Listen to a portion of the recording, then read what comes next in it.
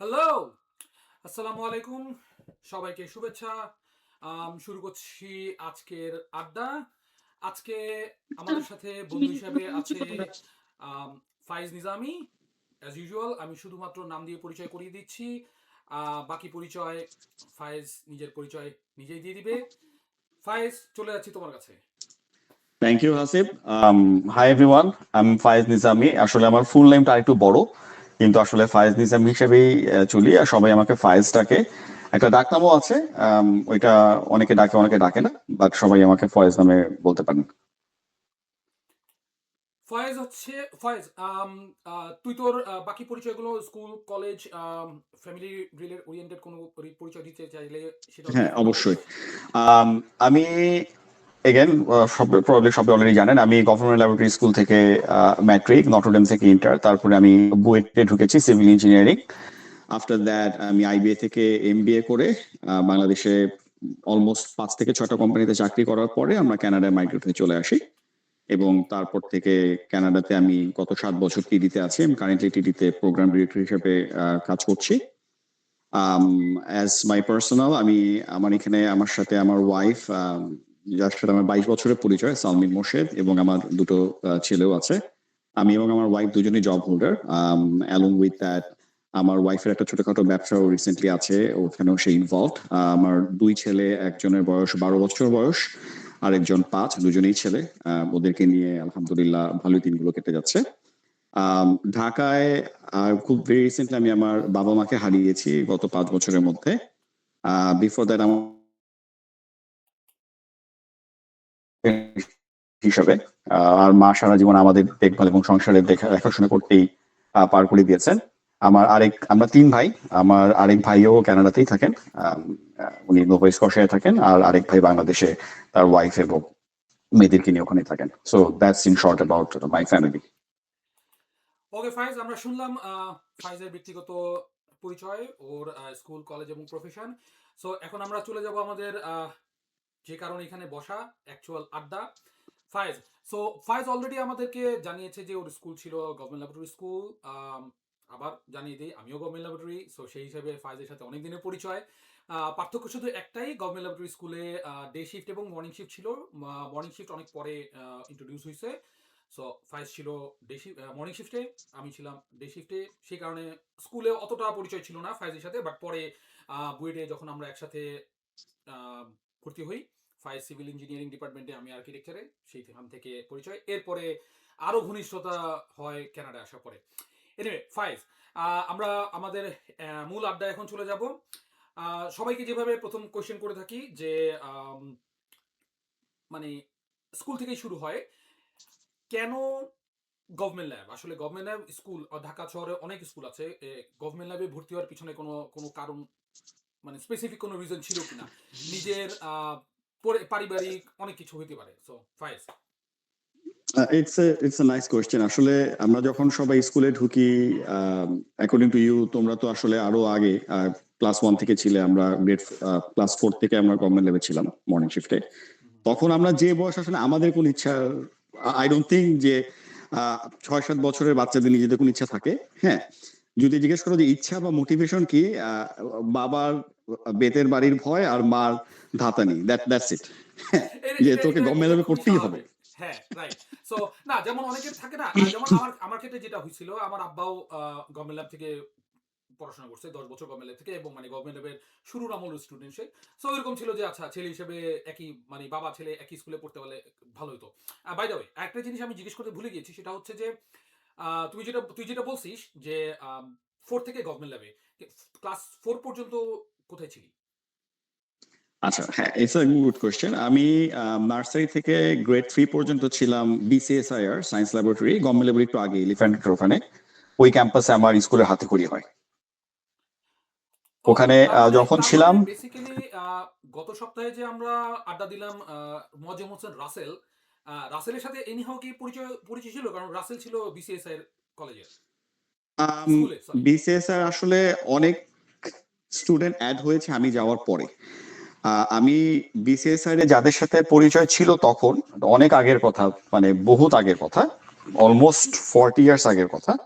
সেই সময়ের দুজন ফ্রেন্ডের সাথে এখনো খাতির আছে, তাদের মধ্যে একজন আবার কানাডায় থাকে, ওর সাথে আমাদের মাঝে মধ্যে দেখা হয়। আদার দেন দ্যাট ওরকম কারোর সাথেই পরিচয় এখন আর নেই। হ্যাঁ, আর যেহেতু আমি থ্রিতে ছেড়ে দিয়েছি, আমি তখন নিজেও একেবারেই ছোট।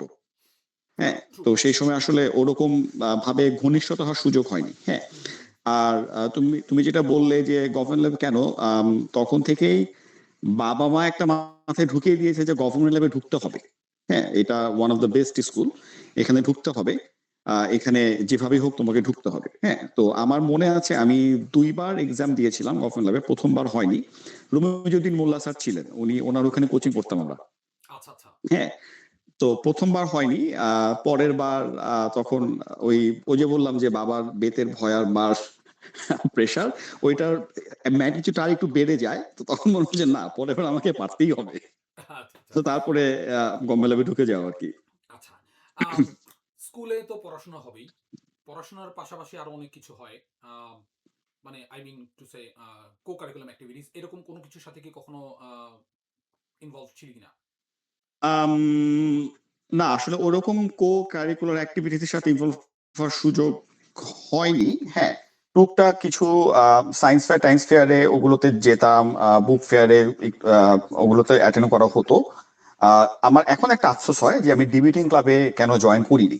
হ্যাঁ, আসলে তখন যারা ডিবেটিং করতো ওদেরকে আমার কাছে খুব শাইনি পিপুল মনে হতো, এবং মনে হতো যে এটা খুব কঠিন একটা কাজ, এটাকে আমি পারবো কিনা।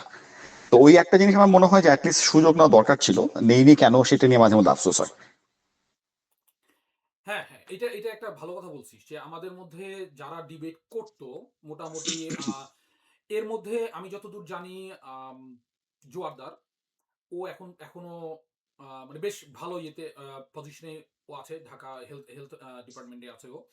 এবং এখনো পারলে মানে চেষ্টা করে সে ওইটা করতে। আম এখন আসি সবচেয়ে মজার পার্ট যেটা। স্কুল জীবনের মজার ঘটনা। হতে পারে স্টুডেন্টদের সাথে মানে ক্লাসমেটদের সাথে, টিচারদের সাথে, আম মাঠে, ক্লাসরুমে, anything, any definitely I am pretty sure যে মোর দ্যান 10 মজার কাহিনী আছে। এর মানে মধ্যে থেকে তো বলে উল্লেখযোগ্য শেষ বলে শেষ করা যাবে না আসলে স্কুল এক্সাক্টলি, জীবনের এক্সাক্টলি। প্রতিদিনই মজার ঘটনা, মানে প্রতিটা দিনই আসলে স্বপ্নের মতো। রাইট। যদি মেনশনেবল কিছু থাকে, হ্যাঁ, একটা আমার ঘটনা মনে পড়ে, গ্রেড 8-এর কথা। মিজানুর রহমান স্যার ছিলেন, ম্যাথস এবং সায়েন্স পড়াতেন উনি। আবার একটা মজার একটা কাজ ছিল, উনি শাস্তি দেওয়ার সময় এই জুলফি ধরে টান দিতেন। হ্যাঁ, তো খুব মানে ইনোভেটিভ একটা শাস্তি ছিল। তো তখন মাত্র কেমিস্ট্রিতে আমরা মজার মজার রিয়াকশন এবং মজার মজার কেমিক্যাল রিয়াকশন ওগুলো নিয়ে কাজ করা শুরু করি। তো অ্যারাউন্ড দ্য সেম টাইম আমি বাসায় আবার একটু আহ, এই জিনিসগুলো নিয়ে খেলতে পছন্দ করতাম। তো গাড়ির ব্যাটারি থেকে অ্যাসিড কালেক্ট করি, একটা নষ্ট ব্যাটারি ছিল।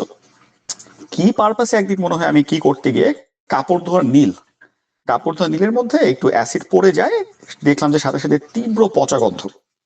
তো পরে আমি একটু স্টাডি করে জানতে পারলাম যে হাইড্রোজেন সালফাইড রিয়াকশনে হাইড্রোজেন সালফাইড ক্রিয়েট হচ্ছে। তখন আমার মাথায় একটা আইডিয়া আসলো যে আমি ক্লাসে একদিন এটা নিয়ে দুষ্টামি করবো।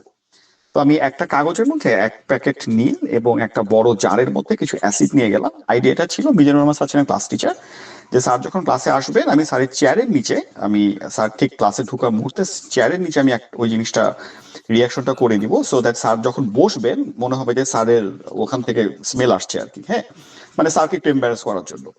তো একটা ফ্রেন্ডকে বলেও রাখলাম যে তোর একটু নোটিস রাখ স্যার আসছেন কিনা। তো তারপরে আমি ওখানে নীলটা ফেললাম, নীলের কাগজটা ওপেন করলাম। অ্যাসিডটা যখন ঢালতে যাব, এটা আমার জাস্ট 2-3 ফোঁটা ঢালার কথা ছিল, মারাত্মক গন্ধ হয়। পিছন থেকে কে আমাকে ধাক্কা দেয়। ধাক্কা দেওয়ার কারণে পুরো অ্যাসিডটা পড়ে যায় নীলের মধ্যে। ওকে। তো পুরো অ্যাসিডটা পড়ে যাওয়াতে ইটস লাইক গ্যাস এক্সপ্লোশন, মানে ইমিডিয়েটলি এত তীব্র গন্ধ, মুহূর্তের মধ্যে ক্লাসের অর্ধেক ছেলে ওয়াক ওয়াক করতে করতে ক্লাস থেকে বের হয়ে গেল। দুজন মনে হয় ক্লাসেই বমি করে দিয়েছে। ততক্ষণে ইটস লেট, মানে স্যার চলে আসছেন। স্যার এক এক দৌড় দিয়ে ঢুকলেন, ঢুকে ওয়াক ওয়াক করতে করতে আরেক দৌড় দিয়ে বের হয়ে গেলেন। এদিকে আমার তো হার্টবিট বেড়ে গেছে যে আমি তো আজকে শেষ, আজকে আমাকে হেডমাস্টার রুমে পাঠিয়ে বেতানি কোনো কিছু মাটিতে পড়বে না একটাও, আমি এখন কিভাবে এটা সামাল দিব। তো এদিকে তারপরে সবকিছু করার পরে স্যারকে বললাম, স্যার আমি এখানে দেখেন কোন একটা ফাজিল আমাকে ধাক্কা দিয়েছে, আমি একটা জিনিস নিয়ে আসছিলাম, আমি একটা জিনিস কালকে আবিষ্কার করেছি, আপনি তো খুব সায়েন্স ভালো ভালো জানেন, আপনি আমার মেন্টর, আমি আপনার কাছে নিয়ে আসছিলাম দেখানোর জন্য যে স্যার জিনিসটা কি হচ্ছে একটু এক্সপ্লেন করে দেন, কিন্তু কোন একটা দুষ্টু ছেলে আমার থেকে জিনিসটা নিয়ে আপনার চেয়ারের নিচে ঠেলে দিয়েছে। তো স্যার তখন আমি একটা ধাক্কা দেওয়ার চেষ্টা করলাম আর কি। তো anyways in the meantime একটা মানে বিশাল একটা গন্ডগোল হয়ে গেল। তারপরে স্যার লাস্টে এসে মানে ওই যাত্রা আমি বেঁচে গিয়েছি, পরে স্যার এক্সপ্লেন করলেন যে হ্যাঁ হ্যাঁ ফায়েজ আমি বুঝতে পারছি, এটা আসলে এই রিয়াকশন হয়েছে, তুই কি দেখছিস কে তোকে ধাক্কা দিয়েছে, কে কাজটা করেছে? আমি বললাম, না স্যার আমি এটা দেখিনি। আসলে কিন্তু ধাক্কা টাক্কা কেউই দেয়নি, আমি ঢালতে গিয়ে এটা অ্যাক্সিডেন্টলি পড়ে গেছে। হ্যাঁ, আশেপাশে ফ্রেন্ডরা ছিল। তো ওই একটা ঘটনা মনে পড়ে আমার। আর আরেকটা ঘটনা আহ, এই মনে ঘটনার পড়ে ঘটনার হচ্ছে, প্রেক্ষিতে, এই যে ঘটনাটা অলরেডি বললি, এই ঘটনার প্রেক্ষিতে মানে বোঝা যাচ্ছে যে মানে কি বলবো যে নতুন কিছু একটা আবিষ্কার হয়েছে, কিছু কিছু না কিছু একটা হয়েছে, regardless it's good or bad, but কিছু একটা আবিষ্কার হয়েছে, এবং তুই তুই বেশ ভালো মতোই মানে বেশ বিচক্ষণতার সাথে সেটা তুই ধামাচাপাও দিতে পারছিস আর কি, যে রিজন যাই হ্যাঁ হোক না কেন একটা কিছু আবিষ্কার হয়েছে তুই সেটা ধামাচাপা দিতে পারছিস। এবং definitely it was a very, I mean, nice and অবশ্যই মানে মজার মজার একটা ঘটনা মানে থ্যাংক গড যে খারাপ কিছু হয় নাই, খারাপ মানে খুব খারাপ কিছু হইতে পারতো, থ্যাংক গড যে আসলে খারাপ কিছু হয় নাই।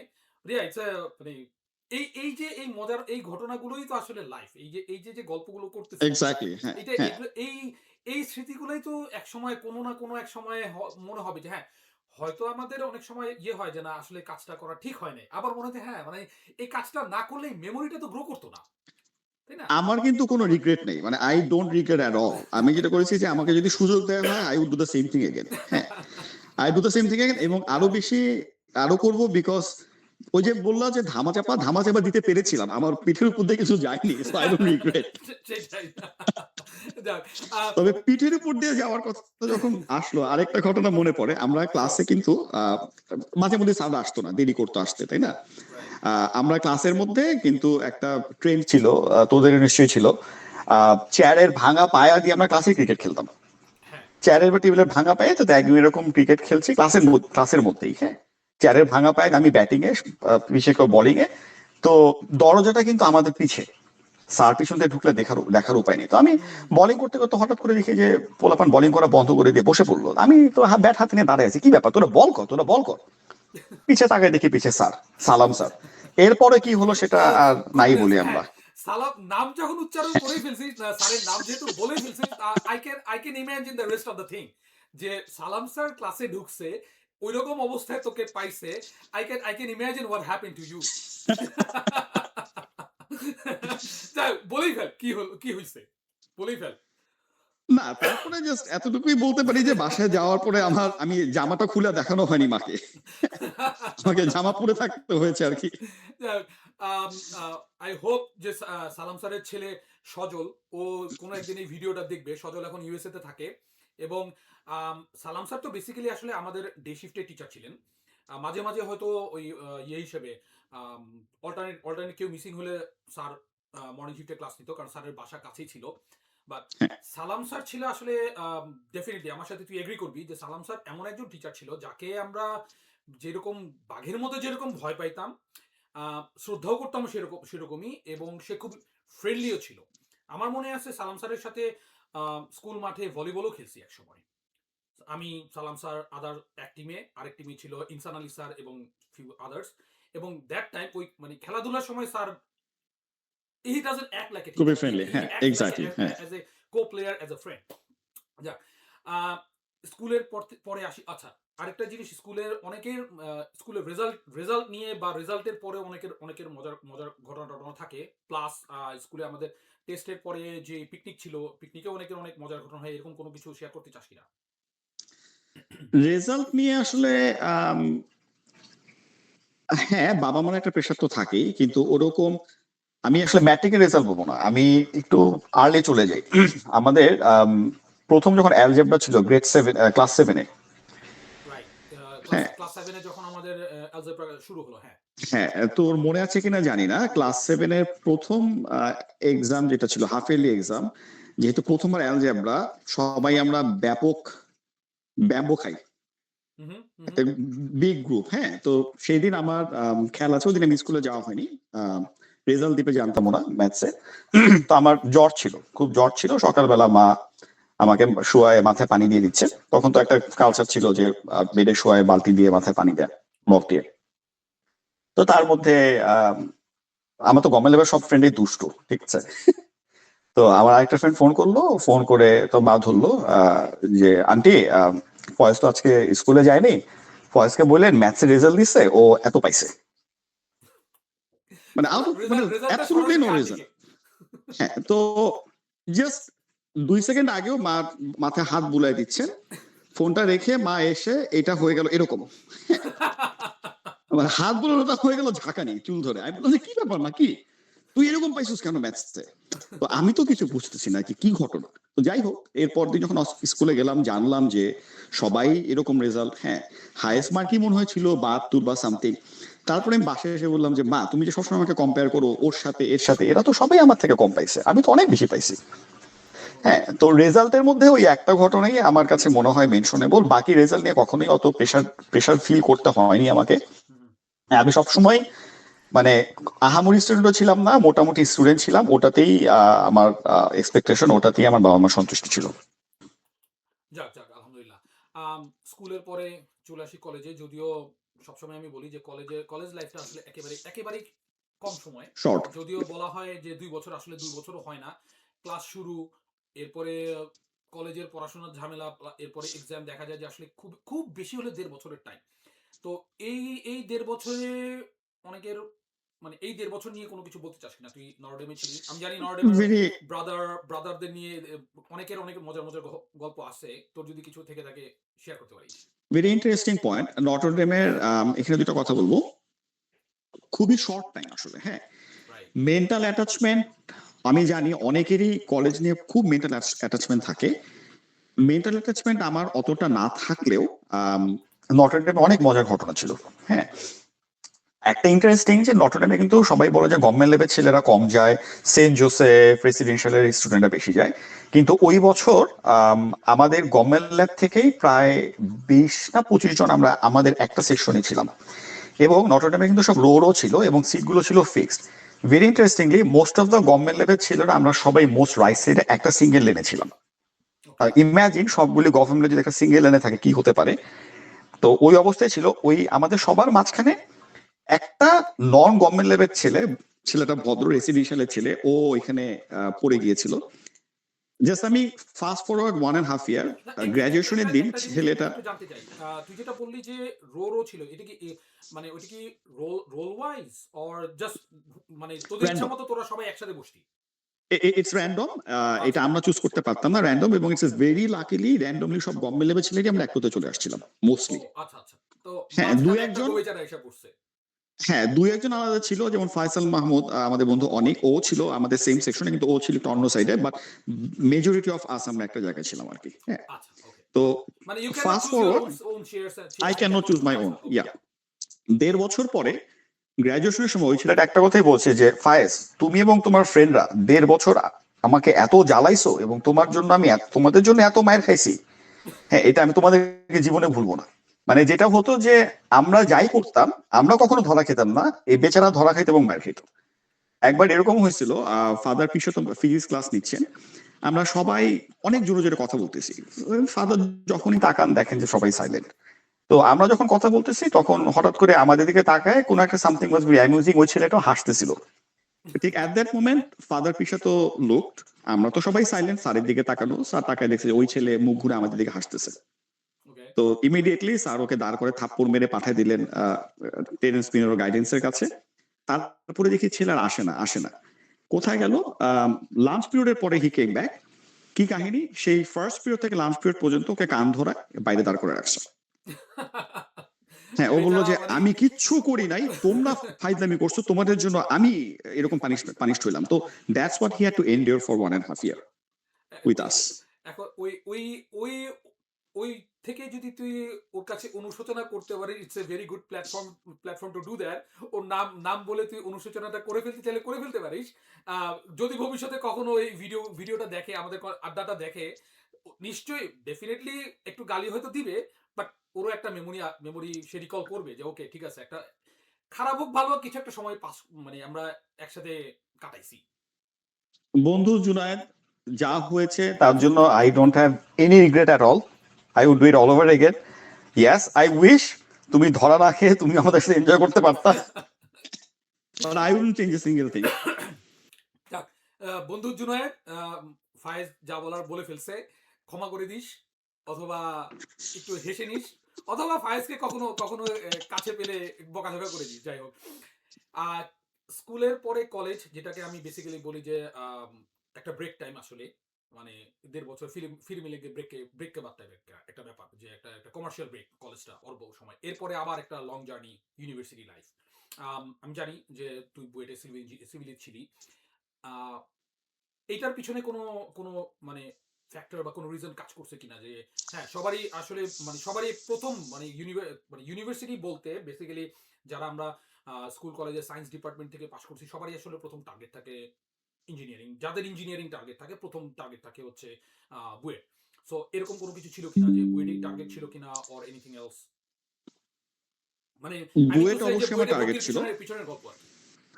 হ্যাঁ, বুয়েট অবশ্যই আমার একটা ড্রিম ছিল ছোটবেলা থেকে। হ্যাঁ, এই ড্রিমটা আমার নিজের ইচ্ছা থেকে অবশ্যই, প্লাস সোশ্যাল প্রেশার তো ডেফিনেটলি। হ্যাঁ, সোশ্যাল প্রেশার, ফ্যামিলি প্রেশার, যে হ্যাঁ তোমার অমুক কাজিন বুয়েটে, তোমার সেই কাজিন বুয়েটে, তোমার সেই ব্রাদার সেই সিস্টার বুয়েটে, অমুক খালা বুয়েটে, অমুক খালু বুয়েটে, তোমাকেও যেতে হবে, সেই প্রেশারটা একটা ছিল। আর সবকিছু মিলে নিজের একটা ড্রিম ছিল। সিভিল ইঞ্জিনিয়ারিং করার প্ল্যান ছিল কিনা, answer not really. Civil engineering plan ছিল না, প্ল্যান ছিল কম্পিউটার পাওয়ার। সেটা হয়নি কেন সেটা নিয়ে we can talk about it another day. যখন সিভিলে আমার চান্স হয় তখন একবার ডিসিশন নিয়েছিলাম বুয়েটে পড়বো না। আমার at the same time Dhaka ইউনিভার্সিটির কম্পিউটারে হয়েছিল, বাট তখন বাসায় কথা বলি। আমার মা আমাকে মোটিভেট করার ট্রাই করেন যে at the end of the day কে কোথায় থাকবে কেউ কিছু জানি না, অ্যাটলিস্ট বুয়েটের চান্সটা নেওয়া উচিত। So I respected that, and honestly I have no regret. হ্যাঁ, ইয়াস, আমি এখন সিভিল ইঞ্জিনিয়ারিং না পড়ছি না, আমি ডিফারেন্ট লাইনে চলে আসছি। আমার সিভিলের সাথে কোনো কানেকশনও নেই। অনেকে বলে তোমার 4 বছর তো waste. I would say absolutely wrong. Regardless of what I studied in BUET, the fact that I studied in BUET, ওটা আমাকে হেল্প করেছে আমার এন্ডুরেন্স বাড়াতে, আমার হার্ড ওয়ার্কিং করার ক্যাপাবিলিটি বাড়াতে, এবং বুয়েট লাইফের যে ফান ইটসেলফ, আমি যদি সুযোগ পেতাম আমি আরো 5 বছর বুয়েটে পড়তাম। অনেকে বলে যে বুয়েটে তো সেশন জট, তোমাদের 4 বছরের সেশন, তোমাদের 6 বছর লেগেছে। আমি বলবো যে আরো একটা বছর যদি লাগতো, আই স্টিল ডোন্ট মাইন্ড। হ্যাঁ, I totally agree with you. কারণ হ্যাঁ, আমি আমি মানে বুয়েট হিসাবে আমি একটা জিনিস এখানে অ্যাড করতে চাই, সেটা হচ্ছে হ্যাঁ মানে অন্য মানে কোনো শিক্ষা প্রতিষ্ঠানকে আমি খারাপ চোখে দেখতেছি না, বা কোনো শিক্ষা প্রতিষ্ঠানকে আমি with due all due respect to other educational facilities, বুয়েটটা আসলে আমার কাছে যেটা মনে হয় যে আসলে এটা মানে একটা একটা ক্লোজড ক্যাম্পাসের মতো, তো বেসিক্যালি মাঝখানে শুধু পলাশির রাস্তাটাই, একদিকে হোল ক্যাম্পাস আরেকদিকে সব আমাদের ডর্ম হোস্টেল হলগুলো, যে কারণে আমরা আসলে I feel really safe to be in the BUET campus. মানে আমার কখনো মনে হয় নাই ডেফিনেটলি যে এখানে কোনো একটা ডেফিনেটলি। ঝামেলা হবে, কেউ বাইরের কেউ আসবে। আমরা নিজেদের মতো করে ইভেন রাত্রি 10টা 11টা 12টা, আমি আর্কিটেকচার ডিপার্টমেন্টে ছিলাম and you know it very well যে আর্কিটেকচারের স্টুডেন্টরা কিভাবে থাকে, কিভাবে চলাফেরা করে, কত রাত পর্যন্ত স্টুডিওতে কাজ করতে হয়। I really feel safe not only in campus including hall. আমি জানি না তুই কখনো বুয়েটের হলে ছিলি কিনা, ইভেন হ্যাঁ, বুয়েটের হল আই রিয়েলি প্রেফার, যে অন্য আমার আমার মানে অভিজ্ঞতা আছে অন্যান্য ইউনিভার্সিটি মেডিকেলের হলে থাকার, বাট মানে again with the all respect, আমি কোনোটাকে খারাপ ভাবে দেখতেছি না, স্টিল বুয়েট আমার কাছে মনে হয়েছে হ্যাঁ ইটস এ ভেরি সেফ। এবং আমার সেম আমাদের আর্কিটেকচারে 5 বছর ছিল, উইচ টুক 7 ইয়ার্স, অনেক বিভিন্ন সেশন জটের কারণে। বাট আমাকে যদি বলা হয় যে মানে আরো সময় লাগবে, I don't mind to go back to BUET life again. Exactly. So বুয়েটের কোনো আর কোনো মজার মজার কোনো স্মৃতি, কোনো কিছু বুয়েটের মজার সায়েন্স স্মৃতি, ডিপার্টমেন্টে? বুয়েটের পুরোটাই মজার। বুয়েটে আমি অনেক অ্যাক্টিভিটির সাথে ইনভলভ ছিলাম। ওখানে আমাদের সিভিল ডে প্রতি বছর হতো, সেগুলো আমি অর্গানাইজিং কমিটিতে ছিলাম। স্ক্রিপ্ট রাইটিং, অ্যাক্টিং, জিনিসপত্র ম্যানেজ করা, সবকিছু অর্গানাইজ করা, ওগুলো করতাম। সেটা একটা ফান ছিল।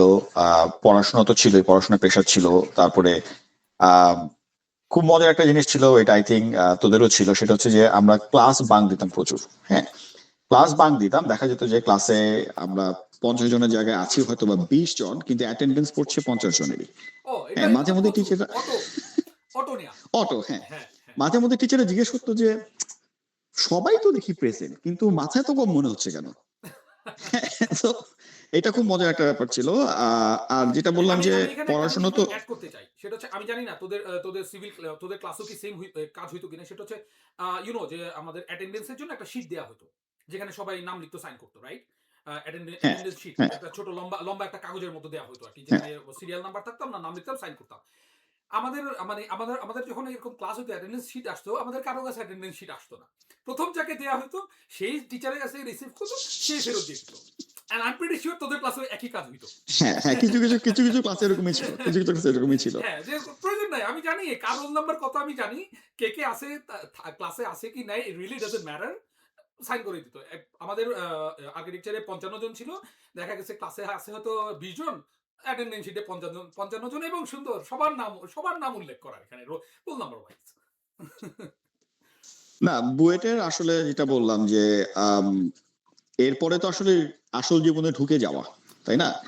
সেই 22-23 বছর বয়সের পরে আসল জীবনে একবার ঢুকে গেলে till the day you die আর কিন্তু কোনো মানে ছাড়াছাড়ি নেই। হ্যাঁ, দের ইজ নো রিটায়ারমেন্ট, মানে people say that you retire at 60-65, you never retire. হ্যাঁ, ইউ নেভার রিটায়ার।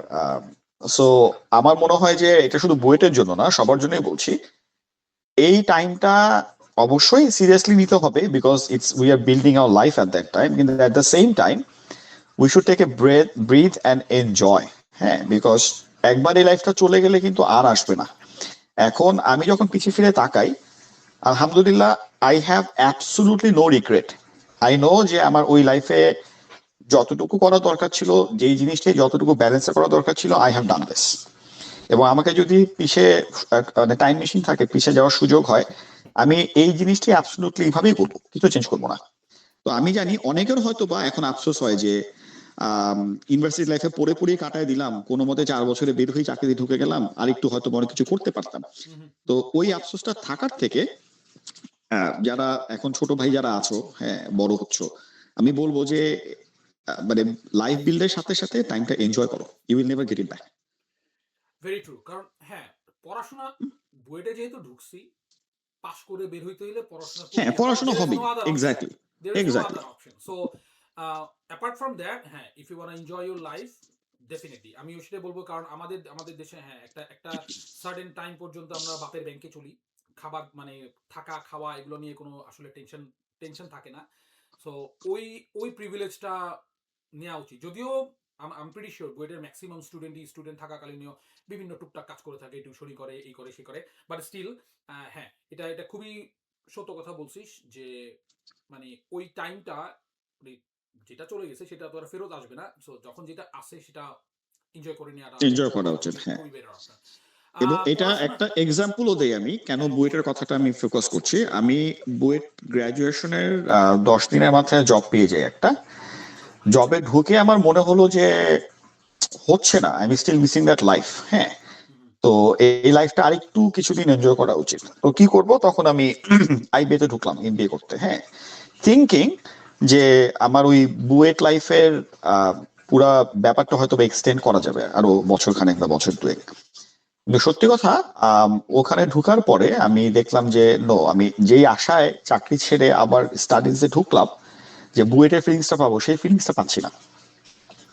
খুবই সেই খুব ফিলিংসটা স্বাভাবিক। পাচ্ছি না। হ্যাঁ, হ্যাঁ, হ্যাঁ, হ্যাঁ। তো পরে আমি আবার I went back to job, যে ঠিক আছে ফাইন, আমি তাহলে এমবিএটা ইভিনিং এ নিয়ে আসি, আমি আবার জবে ঢুকে যাই। তো ওই আচ্ছা, আচ্ছা। জন্যই বললাম যে একবার বের হয়ে গেলে আসলে পরে আর হয় না। You can enroll yourself in lot of other universities for masters or whatever, কিন্তু ওই আন্ডার গ্র্যাডের ফিলিংস আর আসবে না। না, এটা খুবই মানে সত্য কথা যে এটা সম্ভব না আসলে। একেবারেই সম্ভব না। হ্যাঁ, হ্যাঁ, আসাটা সম্ভব না। মানে ১ম একটা এনজয়েবল লাইফ হচ্ছে স্কুল লাইফ। যেখানে আমাদের পড়াশোনার হাতেখড়ি হয়। যেটা আসলে আমাদের রুট। বাট স্টিল কিছু যদি দুষ্টুমি নাই করলাম, তাহলে লাইফে বলার মতো এই যে তুই গল্পটা বললি, তোর ওই কেমিক্যাল রিঅ্যাকশনের গল্প। মানে সারা বছর যদি আমরা পড়তেই থাকতাম, এই গল্পটা তো এই গল্পটা জন্ম হ্যাঁ, নিত না। সেম অ্যাজ বুয়েটে পড়াশোনা ইউনিভার্সিটি লেভেলেও এটা ইউনিভার্সিটির পড়াশোনাটা হচ্ছে আসলে লাইফের সবচেয়ে বড় টার্নিং পয়েন্ট, বিকজ তুই এখান থেকে আমরা যেটা শিখতেছি সেটাই আমার আমার প্র্যাকটিক্যালি এবং আমার প্রফেশনাল লাইফে গিয়ে আমার আমার ইম্প্যাক্ট ফেলবে।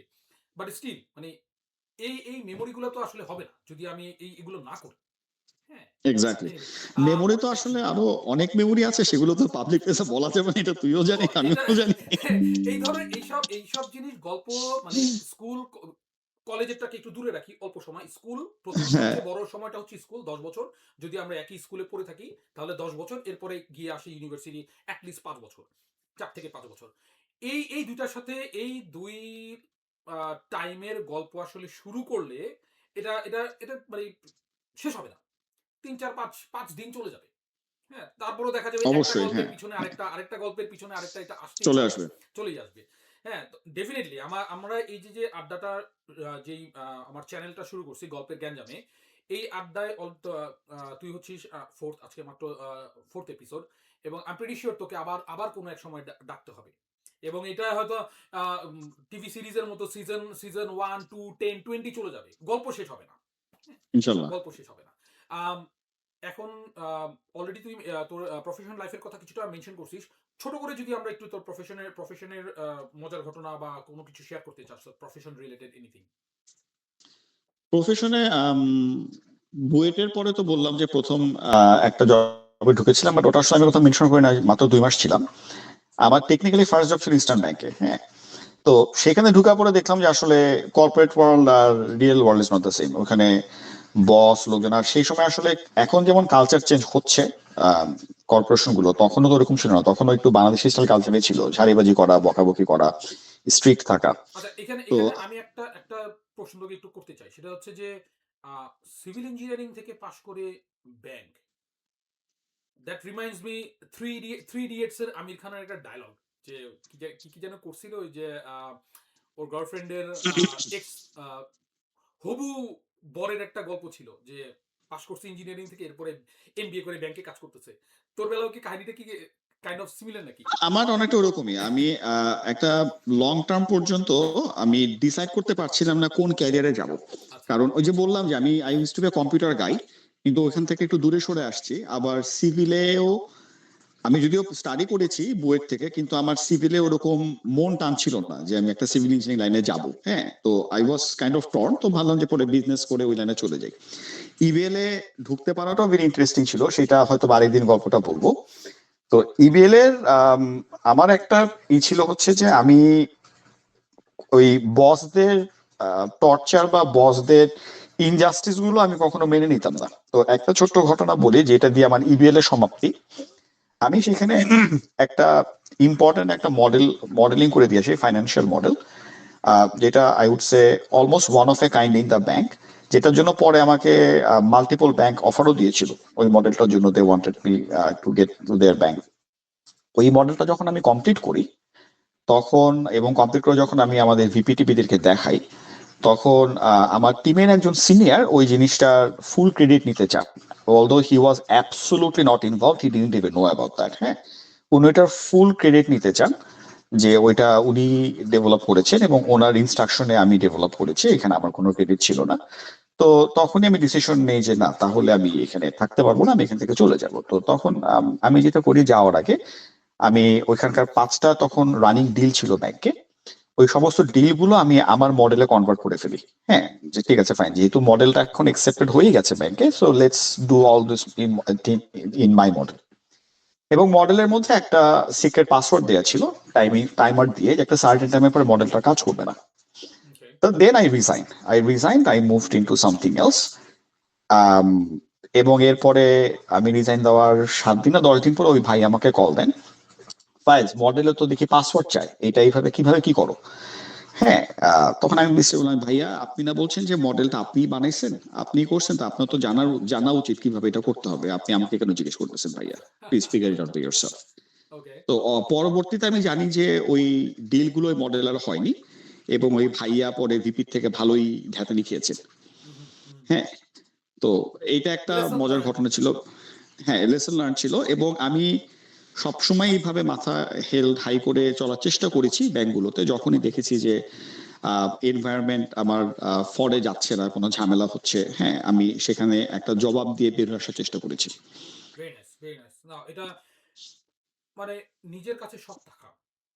হ্যাঁ, হ্যাঁ, এটা হ্যাঁ, এটা এটা খুবই মানে আমি বলব যে আমাদের সবারই আসলে এই প্র্যাকটিসটা করা উচিত। যে হ্যাঁ, মানে আমার কয় টাকা বেতন পাই বা কয় টাকার কামাই করতাম, তাই না? এক্স্যাক্টলি। বাট এই হ্যাঁ, যে মানে সম্মান যেটা ব্যাপারটা, এটা আসলে আমাদের সবার সবার মাথায় থাকা উচিত। আমার প্রফেশনে হোক, যেখানেই হোক না কেন। আমাদের অবশ্যই, অবশ্যই। হ্যাঁ, মানে প্রফেশনাল লাইফে হোক, পার্সোনাল লাইফে হোক, বা রিলেশনে হোক, হোয়াট এভার আর ওয়্যার এভার ইট ইজ, এই যে এই আত্মসম্মানের ব্যাপারটা, এইটা আসলে বিকিয়ে দেওয়ার কোনো কোনো মানেই নাই আসলে। না? Which এটা always একটা want to like. টার্ম হ্যাঁ। ইউজ করে লোকজন এখন, কর্পোরেট স্লেভারি। আসলে আমরা যদি একটু পিছিয়ে তাকাই, হুম, হুম, হুম। আমরা মনে করি যে স্লেভারি হ্যাজ বিন অ্যাবলিশড। আসলে না, কিন্তু হ্যাঁ ওরকমই আছে, hmm, just it change the form. হ্যাঁ, হুম, হুম, তো আমার কথা হচ্ছে যে people will try to make slave out of you, তো আমরা কতটুকু পারবো সেখান থেকে বেরোয় আসতে। এক্স্যাক্টলি, হ্যাঁ, আমরা যদি এক্স্যাক্টলি। হাল ছেড়ে দিই তাহলে কিন্তু আমরা স্লেভ হয়ে গেলাম। রাইট, হ্যাঁ, রাইট। তো ওই হালটা ছেড়ে দেওয়া যাবে না, কি যতটুকু পারি ফাইট দিয়ে যেতে হবে। হুম, হুম, হুম। না, তোর তোর এই গল্পতে মনে পড়লো যে আমাদের আমাদের আরেক বন্ধু এই সিমিলার একটা গল্প বলছিল। তুই তরুণ, তুই চিনিস ওকে। ও কোনো একদিন হুম, ওকে নিয়ে আসবো। এর মধ্যে ওর ওর সময় হলে একদিন ওর সাথে আমরা আড্ডা দিব। সিমিলার গল্প একবার আমাকে বলছিল, সেম অ্যাজ একটা প্রেজেন্টেশন। ও সিনিয়র একজন নিজেকে নিজের নিজের সম্পত্তি বলে দাবি করছিল, where he doesn't know what happen. সব আমরা অলমোস্ট শেষের দিকে চলে আসছি। বেশি আর সময় নিব না। এবার কিছু ব্যক্তিগত ব্যাপারে চলে আসি, if you don't mind sharing with you. sure. সেটা হচ্ছে যে প্রেম ভালোবাসা রিলেটেড কিছু বল। 22 বছর তোর ওয়াইফ সালমিনের সাথে 22 বছরের পরিচয়। আই এম প্রিটি শিওর তোর বড় ছেলের বয়স 22 না। অলরেডি বলছিস বড় ছেলের বয়স। সো ডেফিনেটলি বিয়ের আগের থেকেই পরিচয়। তো যদি ওই ওই হ্যাঁ, ওই হ্যাঁ, গল্প বলতে চাস, ওরকম কোনো মজার কোনো স্মৃতি যদি থাকে সালমিনের সাথে। হ্যাঁ, প্রেম ভালোবাসা মানে ওর সাথে পরিচয়টাও এটা বলতে গেলে আসলে এটা 1 ঘন্টা হবে না, সেটারও একটা ব্যাক স্টোরি আছে। কিভাবে পরিচয় কিভাবে পেলাম, আম ফাস্ট আমরা ফরওয়ার্ড আমরা ছোট ছোট করে প্রেমে। টিজার টিজার টিজার শুনি, টিজার।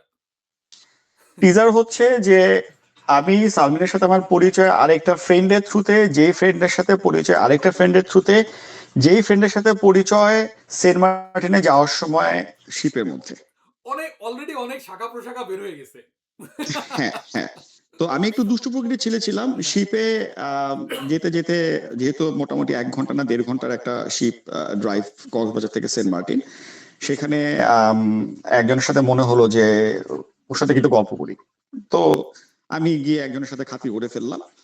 তো এইটা বাই দ্য একটু ওয়ে, পরে, এটা কিন্তু কোনো আমাদের এই আড্ডাটা কিন্তু খুবই খুবই ইনফর্মাল টাইপ আড্ডা। সো তুই এখানে গল্প না বলে একটু গিয়ে ফ্লার্ট করে বলতে পারিস। I know that's the best word to use. Probably হ্যাঁ। তো ইন্টারেস্টিংলি একটু পরে দেখা গেল যে ওই মেয়ের ফ্যামিলি এবং আমার ফ্যামিলি, মানে আমার বাবা ও ওনারা আবার অফিস কলিগ এবং ফ্রেন্ডস। তো ওকে। সেখান থেকে খুব ভালো একটা খাতির হয়ে গেল।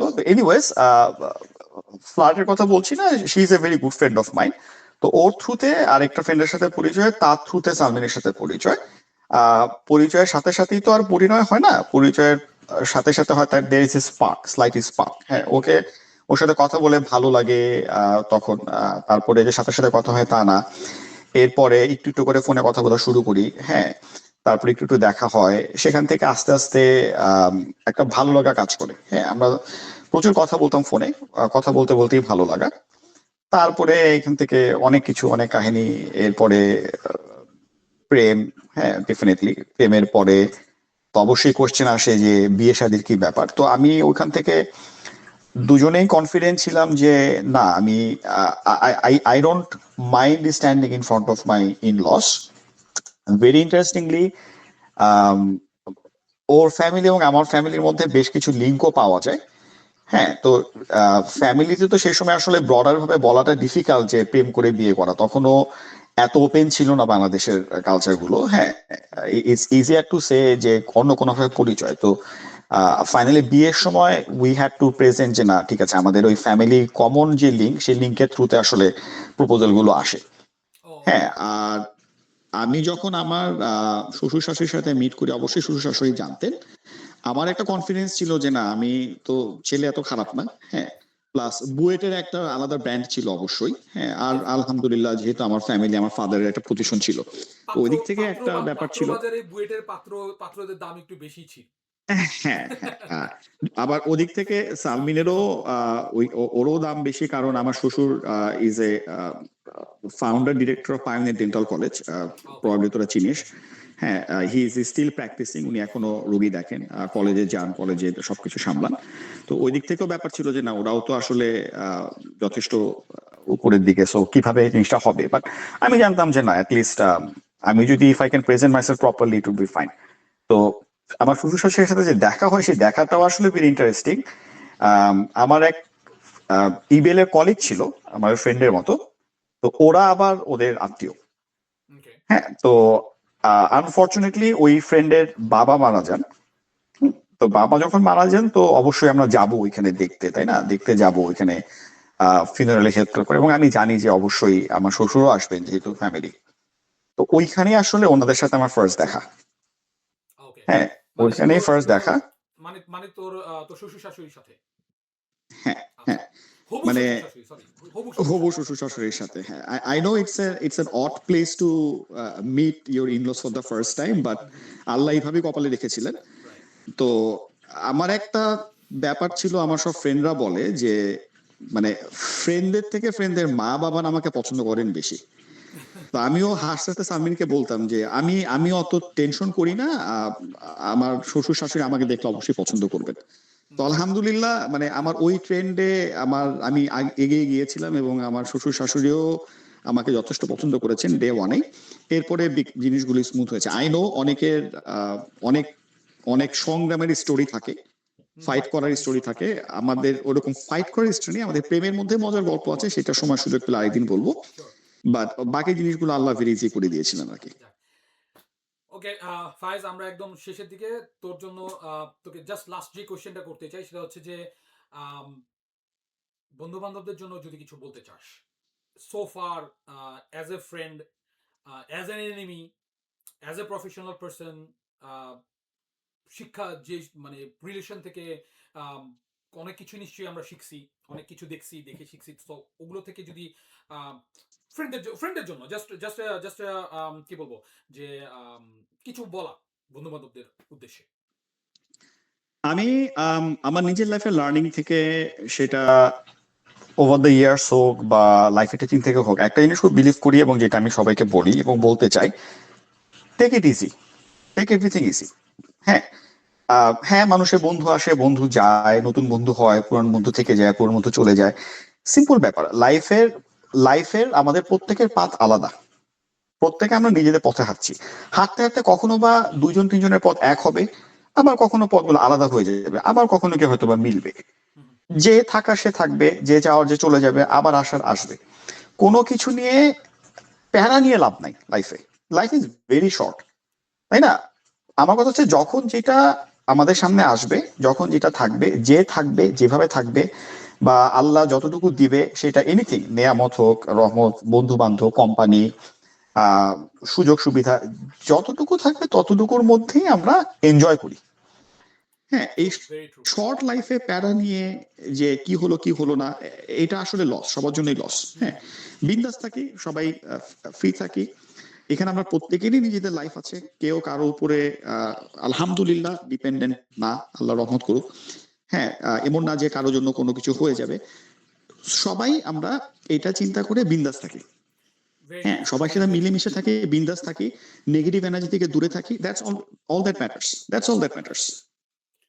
না, খুবই এটা এবার খুবই খুবই সুন্দরভাবে তুই বলছিস যে আসলে লাইফ গোজ অন, কারো জন্য কোনো কিছু থেমে থাকে না। বাট ওই যে এই যে বললি যে হ্যাঁ, সবার রাস্তা ডিফারেন্ট, কখনো কখনো এসে একসাথে হয় আবার চলে যায়। বাট ওই যে একসাথে হওয়ার সময় কিন্তু অনেক কিছু ঘটে যায়, পজিটিভ হোক নেগেটিভ হোক, উইচ ইজ ট্রু। তোর হ্যাঁ, লাস্ট ওয়ার্ডটা সবচেয়ে ভালো লাগছে, away from negative things. So এটা একটা খুবই খুবই খুবই আমি বলবো যে সহজভাবে তুই অনেক বড় একটা কথা বলে ফেলছিস, why we need to be with a negative energy? Exactly প্যারা নেওয়ার মানে দরকার নেই। পজিটিভ কিছু থাকলে পজিটিভটা এনজয় করব, Exactly. নেগেটিভটা নিয়ে মাথার মধ্যে প্যারা নিয়ে লাভ নেই। কারণ আমি যদি একটা নেগেটিভ জিনিস নিয়ে প্যারা নেই, it's not impacting anybody else other than my own health, Exactly. তাই না? সো পজিটিভটা যদি মনে হয় যে পজিটিভটা চিন্তা করলে আমার ভালো লাগবে, that's it. Otherwise at least নেগেটিভটা নিয়ে কোনো লাভ নেই। লাইফে যেগুলো পজিটিভ আছে সেগুলো দিকে ফোকাস করবো সবসময়। Very true. Fayez, thank you very much. যদিও বন্ধুত্বের মধ্যে সবাই বলে থ্যাংক ইউ, সরি এগুলো কিছু নাই, বাট ফর্মালি বলা thank you very much for your time. তাহলে আমিও একটু ফর্মালিটি করি, thank you for inviting me. তোর গল্পগুলো শুনে খুব ভালো লাগছে, স্পেশালি তোর এই কেমিক্যাল রিঅ্যাকশনের গল্পটা আসলেই খুব মজার ছিল। এই আড্ডাটা না হলে হয়তো কখনো জানতাম না এই গল্প। এবং আই এম প্রিটি শিওর যারা এখন দেখতেছে, শুনতেছে বা ভবিষ্যতে দেখবে বা শুনবে, আই এম প্রিটি শিওর ওর খুব মজা হবে গল্পটা শুনে। Thank you Fayez again. হয়তো কোনো একদিন আবার বসবো, আবার কোনো সিজন 2 ইনশাল্লাহ, কোনো ইনশাল্লাহ। Thanks once again. Thank you. Thank you Asif, দেখা হবে। হ্যাঁ, আল্লাহ হাফেজ। ইনশাল্লাহ। এই ছিল আমাদের আজকের আড্ডা ফায়েজের সাথে। আমরা আবার আসবো গল্পের গ্যাঞ্জামি নিয়ে আগামী শুক্রবার। আরেক বন্ধুর সাথে দেখা হবে ইনশাল্লাহ আগামী শুক্রবার বাংলাদেশ সময় রাত 11টায়, কানাডার সময় দুপুর 12টায়। যাবার আগে শুধু বলে যাই, আজকে আমাদের এখানে কানাডা টরন্টোতে স্নোস্টর্ম হচ্ছে। বাইরের টেম্পারেচার মোটামুটি -25 এর কাছাকাছি চলে আসবে। এই তো জীবন। Thank you everyone, have a good night, take care.